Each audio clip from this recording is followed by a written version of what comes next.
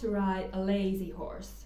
So in this video we are going to talk about lazy horses and how to ride them. I especially wanted to do this like this and not like when I'm riding, because there's quite a lot of things to consider.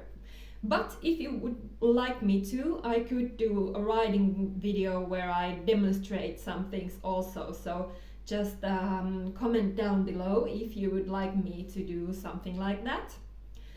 But now let's talk about lazy horses. And is the horse actually lazy? So there's one thing that you really should consider, is the horse actually sound? Because when they are in pain, just like if we are in pain, they don't want to move forward, or it might show like the horse is very stiff and it warms up really slowly. So because you can't always, they are not always like lame, so that you can actually see the lameness. It might be really subtle, so you can't actually see or feel it. Or it might be that the horse is lame on all of its legs, or both hind legs, or both front legs. So then it might not actually show up as lameness, but just like the horse won't go forward or really slowly warming up, etc. And it might not be lameness. It could be that horse has some problems with its stomach or back pain, or really it could be anything. So that's always one thing to consider. But that being said, there are more forward-going horses and then also lazier horses. So now let's assume that the horse is sound, and it's just that the horse doesn't really want to move forward that much, or doesn't have the motivation to move forward. And then what might cause it, and how do you ride a horse like that? So what might cause the horse not want to move forward? We always come back down to this. So the rider's seat. If the rider is not in balance, or if the rider is hanging on the reins, or if the rider is squeezing with the seat and with the legs, then obviously the horse won't want to move forward. And what you always also need to consider is fear. Because if the rider is really afraid, or not really, but even a little bit afraid, it might cause you to kind of have a handbrake a little bit on all the time, and you might not even notice it, because it might not be really like conscious, but you're a little bit always saying to the horse, please don't go, and please don't go, and please don't go, even though you might want the horse to go forward. I don't know if that makes any sense. But anyway, the rider's seat is so important. And often when the horse doesn't want to go forward because of the rider, or because some other things, then this often causes the rider to do a lot more with the legs and with everything. And it causes this vicious cycle where the rider is doing more and more and more and more, and the horse is going less and less and less, and becomes desensitized to your aids. So it makes it even harder. And next I want to talk a little bit about energy. And this is gonna be like kind of a spiritual thing almost, but this really matters. So I want you to think about, how is your own energy, like what you feel inside, if you know what I mean. So when you're riding, are you like, oh no, let's go, let's do this, or do you have this kind of positive and determined energy that now let's do this? So I don't mean that you you should get angry to the horse. And I don't mean that kind of energy that necessarily shows to the outside like this. But what I mean is what you feel inside, so that you have this positive energy and now like let's do this. So then the horse will follow it. And let's say that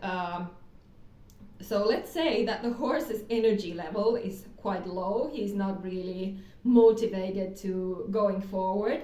Then and if you are here as well with your energy, then it's not gonna work. So you kind of have to increase your own energy. So then maybe the horse will increase his energy as well. And it's the same with like a very forward going horses. So if the horse's energy is like in here, if you are in here also, then it's gonna be like madness. So then you kind of need to bring your own energy down to bring the horse's energy down and more calmness. I don't know if that makes any sense at all, but that's something I have definitely noticed when I have been teaching riding, because I've been teaching riding for a long time. Then let's talk about the use of your aids. So if the horse is really slow and really lazy, then the rider needs to be quick. So if the horse is slow and then you are a little bit slow as well, it's going to make the horse even slower. So when the horse is slow, you need to be like this. So I'm meaning when you use your leg aids, for example, then you use the leg and then immediately you let go. Because if you are kind of there, and this is what often happens when riding lazy horses, when it actually needs to be exactly opposite. So you're kind of all the time asking the horse to go forward. So it goes to the situation where the horse doesn't really even notice that you're using your leg. So what works better most of the time is that you almost keep your legs a little bit away from the horse's sides, and then when you actually need to use the leg, then you use the leg, and the horse will notice it a lot easier. And then after you have used the leg and the horse goes forward, hopefully, then you release, so you take the leg off immediately, so it's not there all the time and kind of desensitizing the horse. And often what I've noticed with lazy horses, the worst thing you can do is just like go round and round and round in a circle, or just around the arena, but instead give them a lot of things to do. So for example, a lot of transitions that will give you the opportunity to also check that the horse is actually listening to your aids, and make the horse a little bit quicker to your aids, and sensitize the horse to your aids. By the way, I have a video about how to use your leg, so I'll link it somewhere so you can check it out,